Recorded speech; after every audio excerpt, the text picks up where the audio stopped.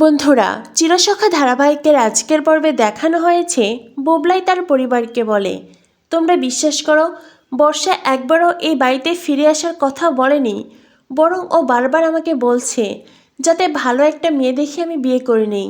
ও বারবার বলছে যত তাড়াতাড়ি সম্ভব আমাদের ডিভোর্সটা হয়ে যাক।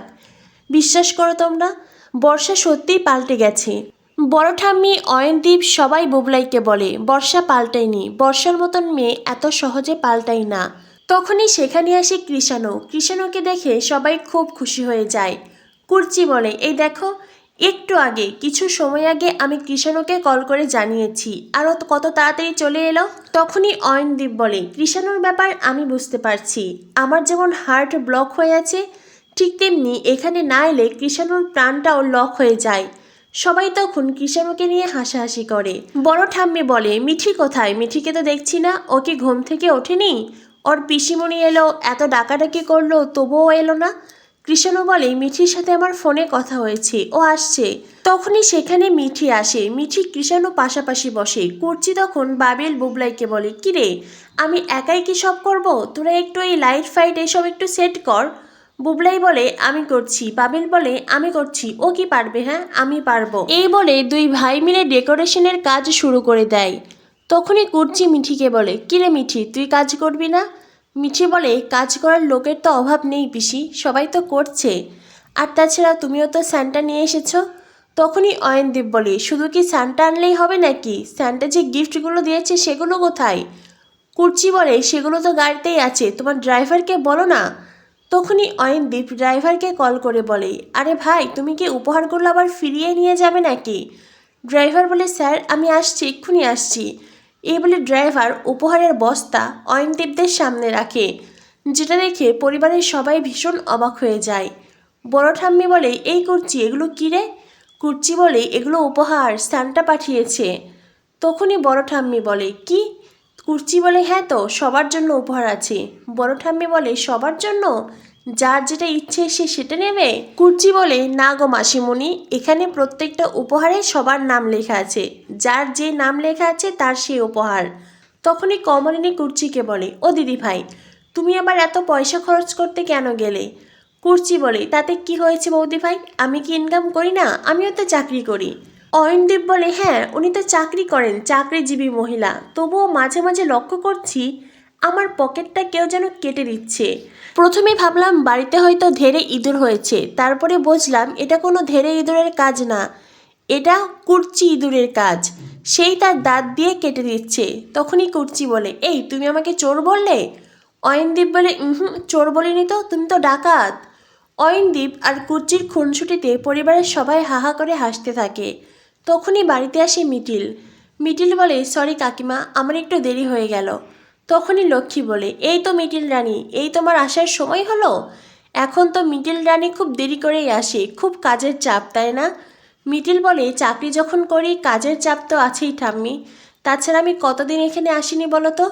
তখন এই কমলিনী বলে, মিটিল কি হয়েছে রে মা, তুই ঠিক আছিস তো? মিটিল বলে, তোমরা বুঝি সবাই বড়দিন পালন করবে? যাই হোক, আজ আমি এখানে এসেছি অন্য এক কারণে। মিটিলের কথা সবাই বেশ মনোযোগ দিয়ে শোনে। পরিবারের সবাই বেশ উৎসুক হয়ে মিটিলের দিকে তাকিয়ে আছে।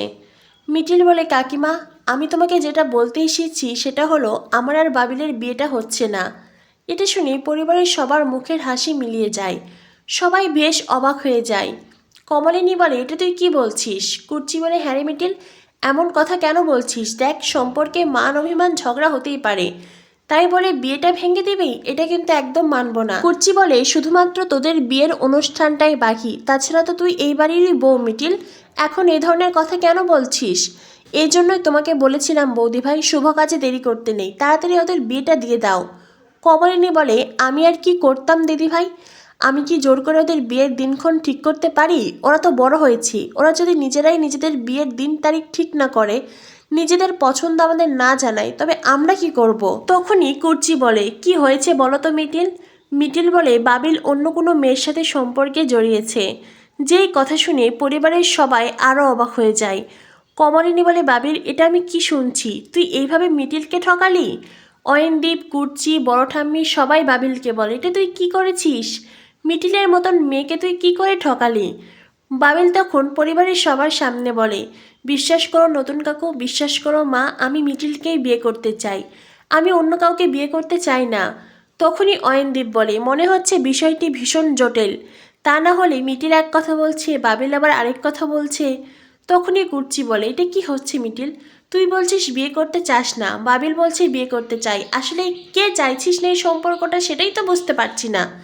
তখনই মিটিল বলে, পিসিমণি, তোমরা সব কথা আমার কাছে কেন জানতে চাইছো? তোমার ভাইপোর কাছে জানতে চাও, ওর কাছে জানতে চাও ও অন্য কোনো মেয়ের সাথে সম্পর্কে জড়িয়েছে কি না। বাবিল বলে, হ্যাঁ আমি সম্পর্কে জড়িয়েছি, কিন্তু বিশ্বাস করো আমি এই সম্পর্কে থাকতে চাই না, আমি এই সম্পর্ক থেকে বেরিয়ে আসতে চাই, আর আমার বিশ্বাস মিটিলই আমাকে এই সম্পর্ক থেকে বার করে আনতে পারবে। মিটিল বলে, আমি তার এই সম্পর্কটা তৈরি করিয়ে দেইনি, তাই এই সম্পর্কে আমার কোনো দিশাও নেই। তোমরা নিজেরা এই সম্পর্ক রাখবে কি রাখবে না সেটা একান্তই তোমার ব্যাপার, তবে আমি কাকিমাকে এটাই বলবো যে সম্পর্কটা এমন পর্যায়ে গেছে, আমার মনে হয় বাবিলের ওই মেয়েটাকেই বিয়ে করা উচিত, আর তোমাদেরও দাঁড়িয়ে থেকে যত তাড়াতাড়ি সম্ভব বিয়েটা দিয়ে দেওয়া উচিত। কমলিনী বলে, এই ব্যাপারে আমাদেরও তো স্বাধীনতা আছে, আমরা কি করব না করব সেটা আমাদের সিদ্ধান্ত।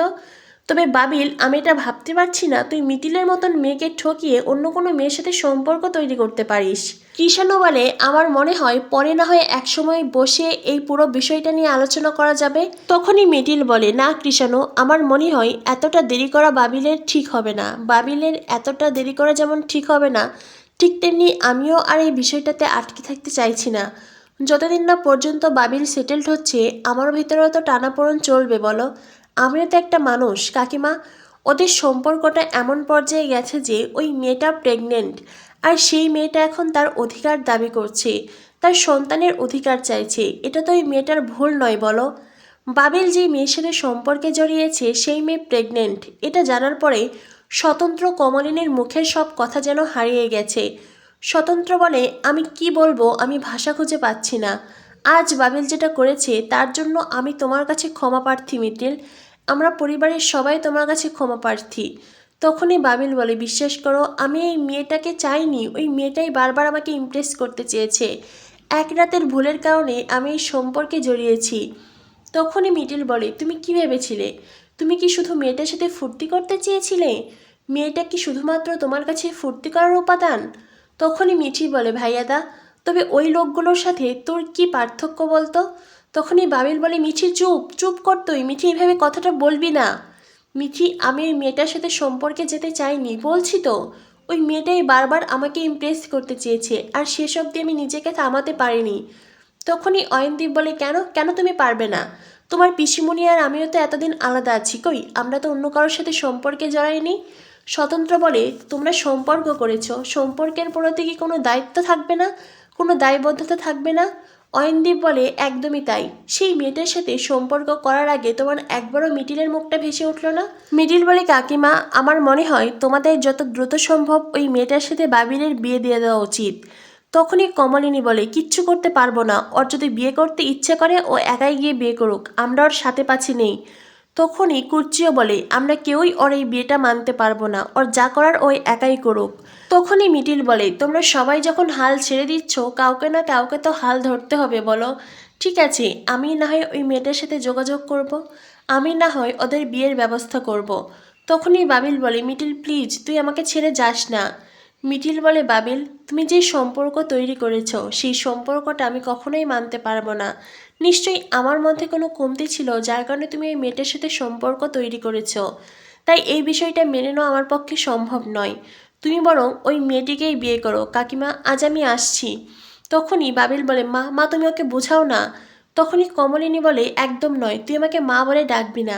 তুই যতবার আমাকে মা বলে ডাকছিস ততবার আমি মিডিলের সামনে লজ্জিত হচ্ছি, ততবার আমার মনে হচ্ছে আমি তোকে মানুষ করতে পারিনি।